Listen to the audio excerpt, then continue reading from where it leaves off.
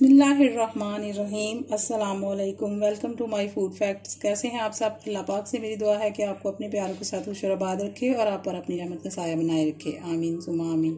आज हम बना रहे हैं नमकीन गोश्त और पंजाबी स्टाइल से, क्योंकि हम पंजाबी लोग हैं तो हम पेशावरी स्टाइल से जो नमकीन गोश्त होता है वो हम लोग पसंद नहीं करते, तो इसलिए ये मैं अपने तरीके से असल में ये तरीका मेरे जेठ का है, तो मैंने पहली बार उनके घर में खाया था कुर्बानी पे काफ़ी अर्सा पहले, तो उसके बाद मैं हमेशा बनाती हूँ तो सब घर वाले पसंद करते हैं। चलिए स्टार्ट करने से पहले हम अपने प्यारे आका हज़रत मोहम्मद मुस्तफ़ा सल्लल्लाहु अलैहि वसल्लम पर दुरूद पाक पढ़ लेते हैं। अल्लाहुम्मा सल्ली व सल्लिम व बारिक अला सय्यदिना मुहम्मदिन कद ज़ाक़त हिल्याती आदरिकनी या रसूल अल्लाह। आमीन सुम्मा आमीन। ये दरूद हल्लल मुश्किलात के लिए है, जितना भी पढ़ें आपकी मुश्किलात दूर होती हैं इससे। चलिए स्टार्ट करते हैं। मैं आपको पहले इंग्रेडिएंट्स बता देती हूँ। ये मैंने गोश्त ले लिया है, मटन 1 किलो, और ये मिक्स बोटी है, इसमें चाँप की भी है, इसमें नली वाली भी है, हड्डियों वाली भी है। उसके साथ मैंने ये तकरीबन 1 प्याली दही ले लिया है, और आधा मैंने बटर ले लिया है, आधी बड़ी टिक्की थी तो मैंने आधा ले लिया। लहसुन अदरक की पेस्ट है, इसमें ज़ीरा और काली साबुत मिर्चें जाएंगी। 4 अदद मैं टमाटर डालती हूँ, और ये हरी मिर्चें हैं, और हम अपनी ज़रूरत के मुताबिक इसमें काली मिर्चें पीसी हुई भी डालेंगे, और नमक आप अपने टेस्ट के मुताबिक। लेकिन अगर अनसाल्टेड बटर डाल रहे हैं तो फिर नमक आप उतना डालें जितना आपका फ्लेवर है, और अगर ये डाल रहे हैं नमक वाला बटर तो फिर आप नमक थोड़ा हाथ रोक के डालें, क्योंकि बाद में डाला जा सकता है, तेज़ ना हो जाए। चलिए स्टार्ट करते हैं। सबसे पहले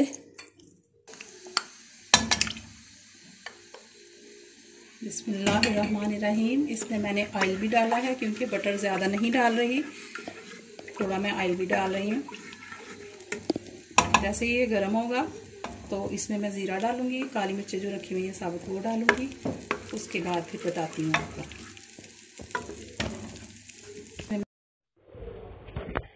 चलिए बटर हमारा गर्म हो चुका है अच्छी तरह से। अब मैंने इसमें ज़ीरा और साबुत काली मिर्चें डाल दी हैं। ये 1-2 मिनट में भुन जाएंगी, तो इसके अंदर फिर मैं लहसुन अदरक की और हरी मिर्चों की जो पेस्ट बना के रखी हुई है वो डालूंगी।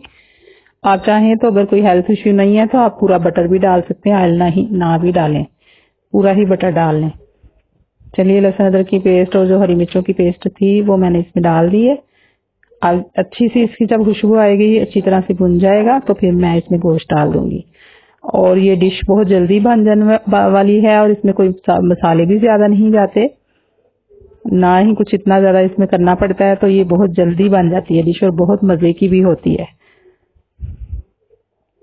बहुत अच्छी सी खुशबू आ रही है, क्योंकि बटर के साथ लहसुन अदरक और हरी मिर्चों की जो पेस्ट भुनी जाती है, तो आपको पता ही है कितनी अच्छी सी खुशबू आती है।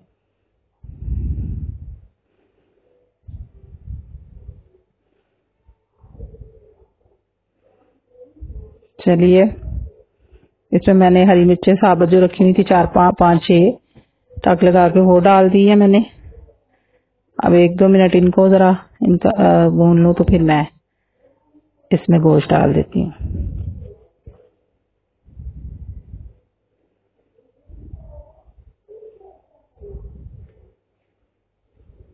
चलिए इसको मैं गोश्त को उतनी देर भूनूंगी कि इसका कलर थोड़ा सा चेंज हो जाए।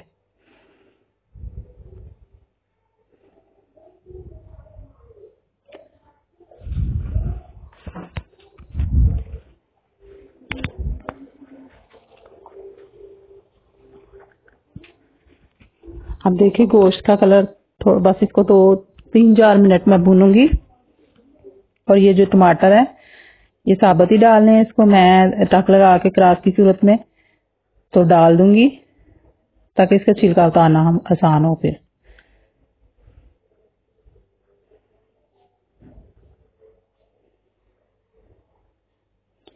ये देखें, और ये चाहें तो आप टमाटर पहले ही डाल लें, साथ ही जैसे मैं डाल रही हूँ, या फिर जब आप गोश्त गल जाएगा तो खोलेंगे कुकर तो तब डाल लें, पानी खुश्क होने के साथ साथ।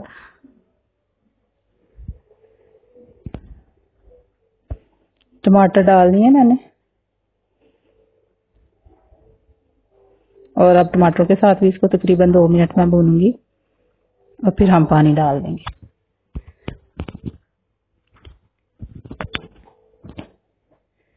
ये देखें, अब तकरीबन इसमें इतना पानी डालेंगे कि ये हमारा गोश्त अच्छे से गल जाए। ये देखें, पानी मैंने डाल दिया इसमें। नमक मैंने इसमें सिर्फ 1 चाय का चम्मच डाला है, और क्योंकि नमक तो बाद में भी डाला जा सकता है, और क्योंकि बटर भी इसमें नमक वाला था। अब मैं कुकर को बंद कर दूंगी और तकरीबन इसको 30 मिनट तक पकाऊंगी ताकि गोश्त अच्छी तरह से गल जाए। ये देखें, मैंने 30 मिनट इसको पका लिया है। ये जो टमाटर हैं इसके छिलके अब मैं चिमटे के साथ वैसे ही गल चुके हैं, इनको लैदा कर देती हूँ। ये थोड़ा सा जो इसके अंदर पानी है, अब इसको ऐसे ही खुश्क करूंगी। थोड़ी बहुत जो गोश्त में कसर होगी तो वो इसी पानी की वजह से पूरी हो जाएगी। पानी तकरीबन खुश्क हो चुका है। गोश्त देखिए बिल्कुल हमारा नरम गल चुका है। ये देखें, गोश्त जब भी पकाएं ऐसे ही गलाना चाहिए कि बोटियां भी साबित हों और आपका गला हुआ होना चाहिए ताकि मुंह में जाते ही घुल जाए। अब मैंने दही डाल दिया है, थोड़ा सा बस दही बीच में से बचा लिया क्योंकि गोश्त अच्छी तरह से गल चुका है और मुझे ये है कि वो ज्यादा डालने से फिर जितनी जरूरत थी उतना मैंने ऐड कर लिया। अब इस दही के पानी को इसके अंदर ही खुश्क करूंगी। काली मिर्च जो मैंने अभी कूट के रखी थी वो मैंने डाल दी है, क्योंकि उसी टाइम जो पीस के डालते हैं ना काली मिर्च, उसका मजा ही अपना होता है।